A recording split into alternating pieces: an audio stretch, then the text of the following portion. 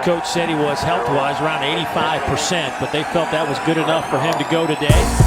Little tap pass here, so he'll get credit for these yards as well. And big gainer there from Boo Smith, still on his feet.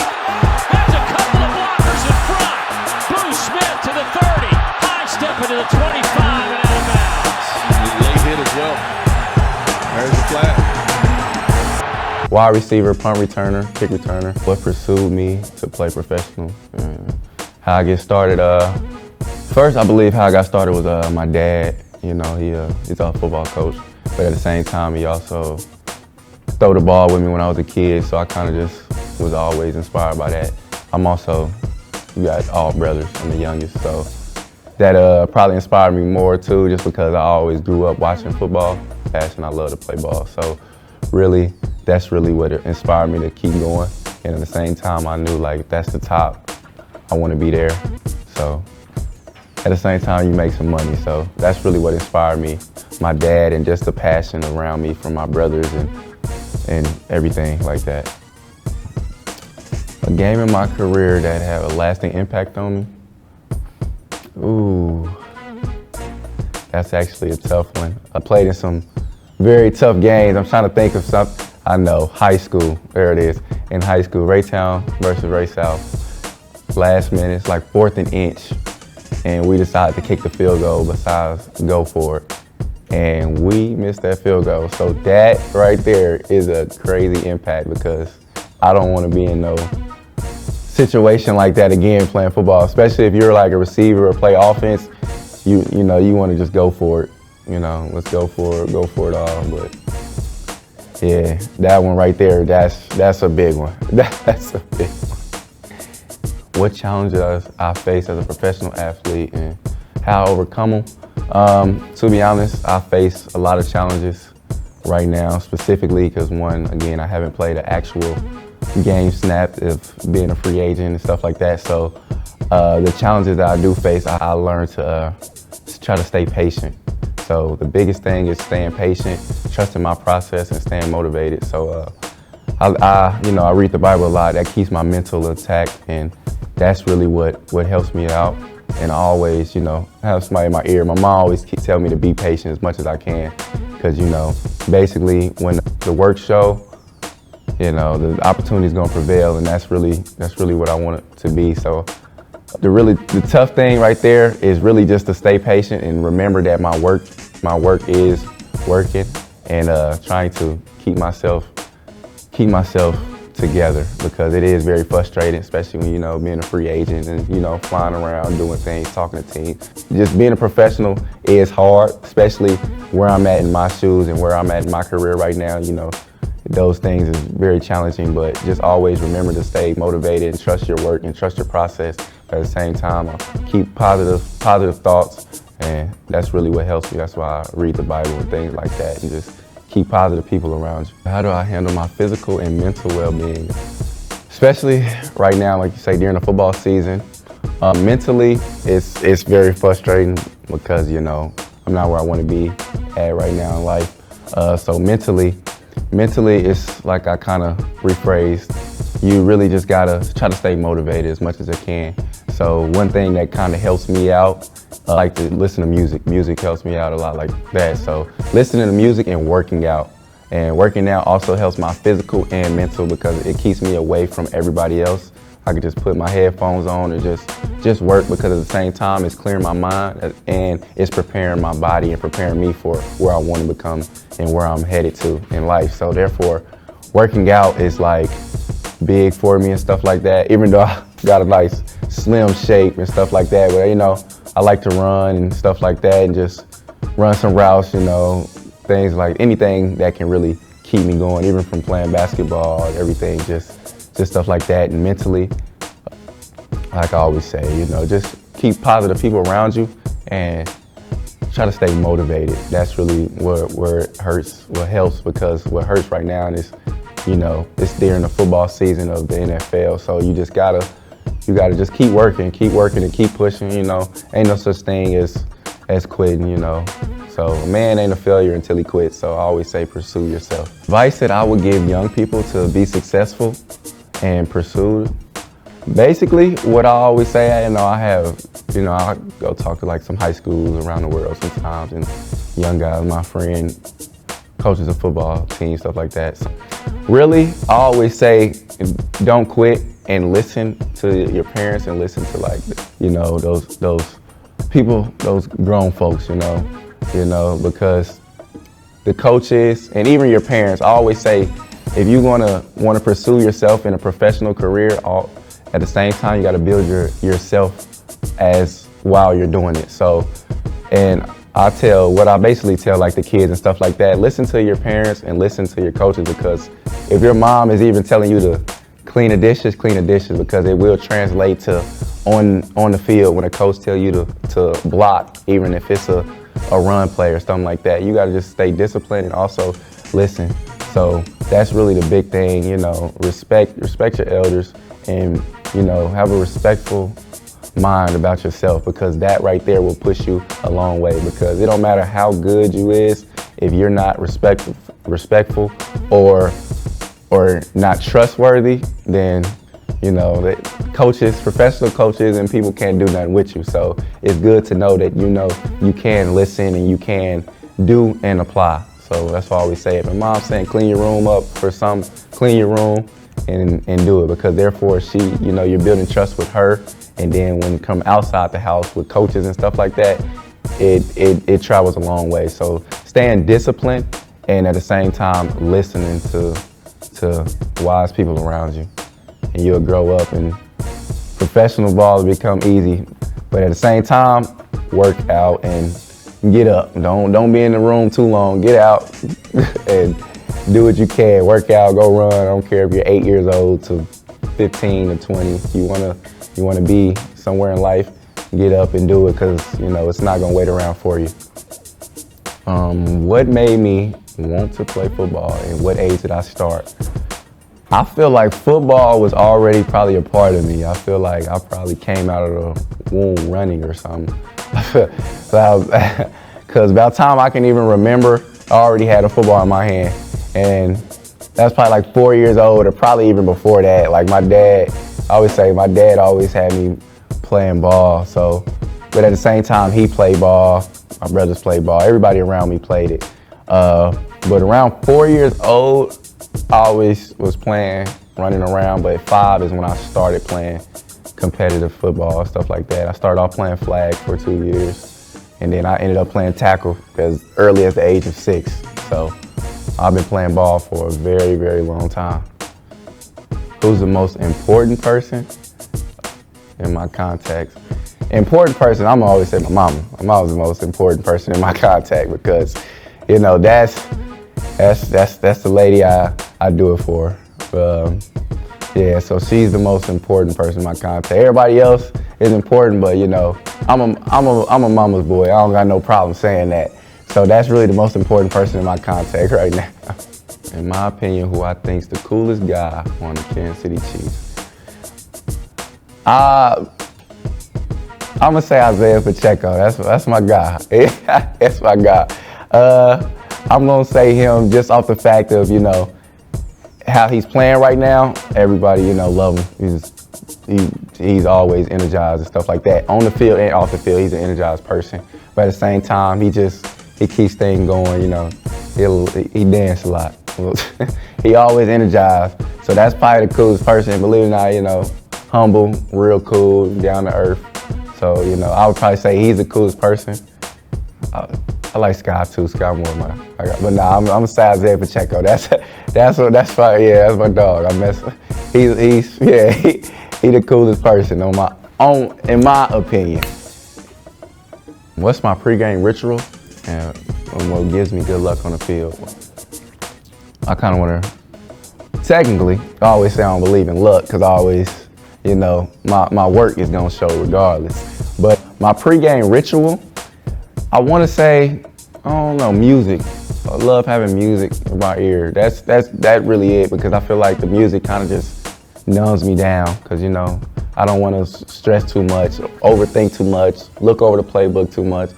I believe if it ain't ready right now, then you ain't ready at all. So that's when I just kind of like listen to music, just walk the field, just go out by myself and take some deep breaths, because that always helps. Just put some music in my ear and just go. I don't really have no like backflips and sprints and stuff like that, or a lucky pair of socks or something like that is my pregame ritual. It's really just music, you know. It can be, some days I can be listening to rap or even country. Well, I am a country fan. A lot of people probably don't know that, but it can be rap or even country, just anything, just to slow my mental down and just slow the game down, because football is very fast-paced, especially at like the levels I have played in. So really, that's really it. Just get some music in my ear and just listen, relax, and get ready to play.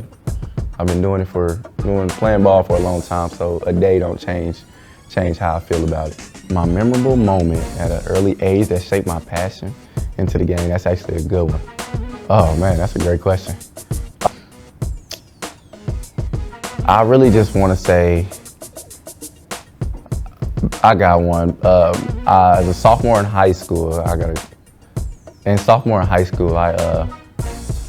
played varsity, and then while playing varsity, I had to learn that the game is a lot different. So especially in like my era, I believe talent and speed was at a crazy time.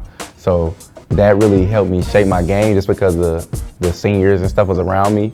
I had to like make sure I was ready and elevate, like be prepared a lot quicker. So then when I got older, more and more I got older, I was already used to that. And that's the same. It helped me into college and helped me into where I'm at. Even being the first day of rookie minicamp with the Chiefs, like I'm already prepared of what's to come, because when I believe you're already doubted, you gotta show yourself more. So that right there helped me to become better and prepared when I believe I was doubted, or like gotta be ready. So that's really what helps me. When you gotta be ready is a time where you should be in your most comfortable habitat. If I could play along any football legend, past or present, ooh-wee. Man, oh man. I'm big on Chad Ocho. This would I inspired my game from him a lot. Whew, if I could play, you know what? I would love to play alongside Devin Hester. That's my personal favorite player. He played receiver, corner, and everybody knows that's the return specialist, the GOAT at return specialist. Reason why I would play alongside him, just one, his game to like learn and like wisdom. So just basically what he sees, what he knows and stuff like that, I feel like it would help my game, would help me to figure out like why he does this, why he take a sudden pause, what does he see, what's his keys to become the great returner, because that's what I want to become, you know, as my legacy in the league. I want to leave as being one of the greatest returners to ever do it. So I feel like that will help me to understand. I wish I could meet him. That'd probably ask my questions to him, but that's the legend I would want to know. Ask Devin Hester any question. What would it be? I already had this plan. That's crazy. I always wanted to ask him this. How does it feel to return the opening kickoff in the Super Bowl back for a touchdown? That's the question, because I can't say since a kid, but since college probably, I have wanted to return the opening kickoff, and at the same time I want to be the first person to return a punt return in the Super Bowl, because it haven't been done yet. So I want to be the first to do that, or basically return the opening kickoff and be alongside his name as well as one of the people that's only done it. So that's really like very big to me, because I had that. I got that one prepared. I'm ready for that. Just when that opportunity come, just love to just be a part of a team that can lead into the Super Bowl and make that shape. So that's the question I want to ask him. What is the most important aspect being a professional athlete that fans not aware of? I would say that it's a business. A lot of fans don't understand that it is a business, where like a lot of times fans probably want a receiver that got a lot of money and their team don't have it. It comes down to salary cap, money, it goes a lot into that. Contracts, agencies, it's very big. So that shapes a lot. So that's one thing I would tell the fans, and I would also like to tell like upcoming professional athletes or any people like that it is a business. Sometimes it don't matter how good you are and stuff like that. It comes down to politics and business. So if you want to be able to beat the politics and business, create a name for yourself, create a brand, and at the same time, remember what you put out is what they're receiving. Because the first time you're just a face, the second time you're a name. So always remember that like it's a business. So just stay humble. Sometimes they might give somebody else a shot that maybe not even better than you or stuff like that. But it's a revolving doors, and opportunity always is going to knock, but it ain't gonna wait around for you. So just remember that it's a business, and just don't stress too much. But for the fans, it's also a business. So you might not always get the best player on your team that you want. It's a business, but understand it ain't as personal as it seems. The physical exercises that I do to stay in top shape to prepare for the season. Believe it or not, I grew up boxing, so that's one thing that like really helps me also with my mental stuff like that. So that's really what keeps me in top shape, because I believe combat sports, from MMA to boxing, wrestling, anything like that, those are like the ones I always say slept on, because it's very hard on your body, but at the same time it trains the brain to like not quit and push you to your limit. So that boxing, that really what keeps me going, because one, I can fight 9-10 rounds and be tired, and about time you're tired, your mental will want to go out, you start thinking about other things. It keeps my mental going.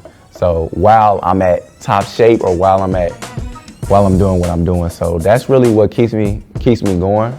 I can work out and lift a lot, but at the same time, boxing keeps my energy going, because I feel like after I can do a couple rounds, I can go run 5-6 routes back to back with no problem. Like test, yeah. So that's what it is. So if I would give advice to anybody, go get some combat sports. You'll learn how to protect yourself. You'll learn to stay intact with your mental, and you'll be in top shape. Can I remember a piece of advice from a teammate or a coach that helped me in my career? It's a lot of people that I would say helped me in my career. I always say it takes a village to raise a man. So it's a lot of coaches, but I want to say Coach Irv, Coach Shaw at Mizzou, the strength and conditioning coaches. They always reminded me that where I come from, it's not going to be an easy pass, because people don't come from the prettiest place, the most wealthiest, and you got to come from where you're coming from. So you're going to have to prove yourself more than others, and at the same time, you gotta remember that and keep fighting. But the biggest one I want to say, Coach Bush. That's my receivers coach in college. Love Coach Bush. Shout out Coach Bush. Really, he had basically told me this. He said, "You play in the SEC, so everything's not gonna be pretty," and that right there just helps me along a lot for some reason, because when you're playing football out there, you might not run the route that you see on Instagram or have the most craziest thing that translates from your drill to whatever. It's always not gonna be pretty. You're playing at top level, and that's the same as with life. Life ain't gonna always be pretty, but as long as you can finish it and put your best foot forward, you're gonna always be straight. I don't always want to say get by, but like put your best foot forward, and you'll always find a way to prevail. So that's why, like, even playing in the SEC and stuff like that, like, games is tough, things is tough. It's not gonna always be how it is or how you want it to be.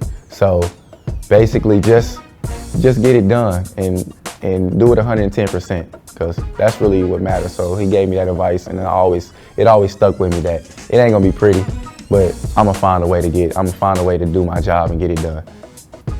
What's the